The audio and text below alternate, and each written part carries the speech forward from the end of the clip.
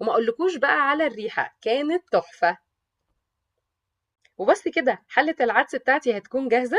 ممكن نقدمها بقى طبعا مع بصل اخضر اوعي تنسيه، والليمون بتاعي، او ممكن كمان بصل احمر عليه رشة سماق كده مع رشة خل وليمون، هيبقى بجد طعمه رهيب. بصوا بقى العيش بتاعي بعد ما اتحمص وطلعته من الفرن، كان حلو جدا مقرمش وريحته حلوه قوي مع معلقه السمنه اللي انا اديتها له، وهنزل عليه بالعدس.